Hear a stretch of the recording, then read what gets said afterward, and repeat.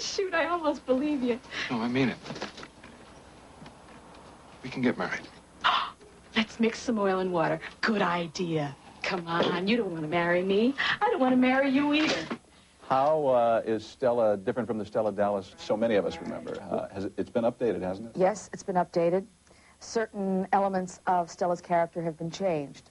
For instance, in the original, the Stella Dallas that everyone remembers, which starred Barbara Stanwyck, Stella was kind of conniving. She was scheming. She set her cap for the rich Stephen Dallas, and then she caught him, and then she really didn't care whether he lived or died. She was just using him to get a higher place in society. And we didn't think that that worked anymore. We think that women have come a long way since those years, that they're much more willing to be independent and much less likely to take money from a man or support from a man that they didn't really care for. Look, I bought you a little dressy sweater in case you have to go somewhere. Ma, that's expensive. I know, but you're going to look so beautiful. Look, it's your color. Look at that. Oh, my girl. Oh, shoot. Oh, go on home. The show's over. The monkey died. One thing that hasn't changed from the 30s version is Stella's love of her child. Married or not, Midler says understanding that love, that willingness to do anything to make a better life for her daughter, is what made her want to do the picture.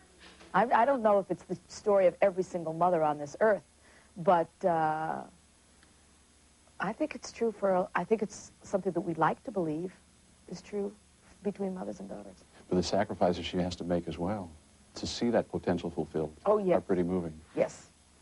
Don't make me cry. I knew this was going to happen when I started doing these interviews because earlier... Don't cry. I feel like Barbara Walters, don't please. You make me cry. Had to sit down with Connie Chung. Now, Connie, don't make me cry. Oh, Barbara loves that. She just loves to get those waterworks going. Oh, Ma, damn it, don't cry. I'm not going to cry. Don't you cry. Midler is quite capable of evoking waterworks herself. From her Academy Award-nominated performance in 1979's The Rose, to that tear-jerking tale of friendship in last year's Beaches. I'll never forget this as long as I live. What? You doing the laundry for me? A man wouldn't do this for you no matter how much he said he loved you. Looking at The Rose, at Beaches, and now Stella, it sounds to me as though there's a real softie living inside that glamorous exterior. I'm a terrible, terrible... You know, I'm a sentimentalist. I like cheap melodrama. I do. I like cheap sentiment. I find it kind of boring in life without it. I like to be moved. A weeper, huh? Huh? A weeper. I'm a weeper, but you know, I was talking to this guy who interviewed me not too long ago. He said I had high empathy. I would have said, is that like high anxiety? High empathy means that when you watch the news, you sob. And I do. I really do. I can't watch the news because it affects me emotionally. I raised her myself. And I think maybe my part's done. And she's crazy about her dad. I mean, she takes after him an awful lot. And so if you and Stephen was to get married, and she was to come and live with you, you could probably adopt her. We want you to come and live with us. What do you mean? When your mother and I discussed this... Mom already knows about this? In researching her role for Stella, Bette Midler sat down and talked with real women in the same predicament as the character she plays. Single mothers who can't give their daughters everything they'd like to. Look, I bought you a little dressy sweater in case you have to go somewhere. Ma, that's expensive. I know. We went to a YWCA in Niagara Falls, and we just said we wanted to interview some women who were single mothers. Did they have any such people? And there were a whole bunch of them working at the YWCA for like, I mean, $2 an hour. The things, I mean, they were talking about, you know, having to save up, you know, starting in June to buy a Nintendo game, for instance. It was devastating to me. Could you do that? Could I do what? Faced with the same circumstances? What do you mean? Would I go on and be a single mother? Absolutely, if I had to be. But I have a fabulous husband. I have a great husband who's tremendously supportive, who helps me in every way he possibly can. How about being a mom? Is it everything you hoped for or everything you feared? It's more than I ever anticipated, but it's very, very hard. Very hard. I had no idea. The heartbreak. Oh, you know, I wish I could call my mother back, you know, and tell her, gee, Mom, because, boy, they can really push those buttons, those little ones. And yet, when it's good, it's so wonderful. It's more magical than anything I ever expected. So I'm having a great time. It's a dream of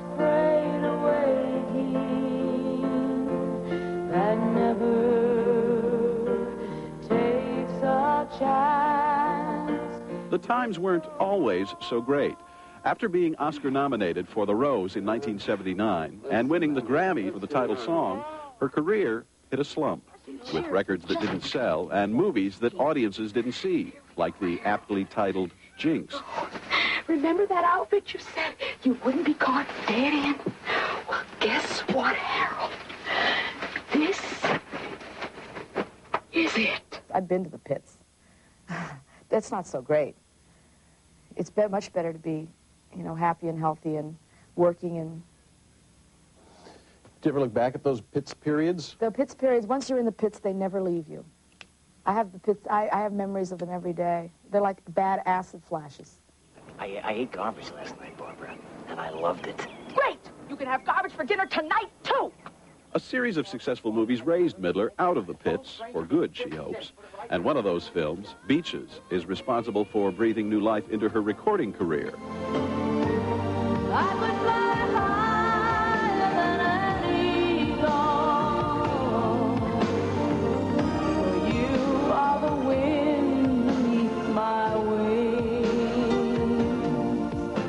Midler says she's stunned by the success of the Beaches soundtrack, which she was reluctant to record in the first place. Even more surprising to her is that Wind Beneath My Wings hit #1 on the pop charts and resulted in yet another Grammy nomination. So you're going to go Grammy night? I wouldn't miss it. What's your day going to be like? My day? Getting ready. Nails, hair. I don't know. I have no idea. It's usually the usual thing, makeup and hair, and screaming about, I'm so fat this and I'm so fat that, and I have nothing to wear. The usual thing. So when you look back at your career... God, the sound of my voice is really starting to give me a headache. You know that feeling? Oh, it's like so irritating. And the poor world has to listen to this for weeks on end. Oh, I'm sorry, guys. Just go see the picture, all right? Why do you have to listen to this drivel? Why do you do this, then? Well, I do it because I like my picture, and I believe in my picture, and I want people to see my picture. Unfortunately, you won't let me just come on here and say, I made this wonderful picture. Would you please let me address the American public and say, I made a very nice picture. I struggled with it. I had to be in a dark, dank room for many, many months, and I interviewed people, and I wore ugly clothes. Please go see me.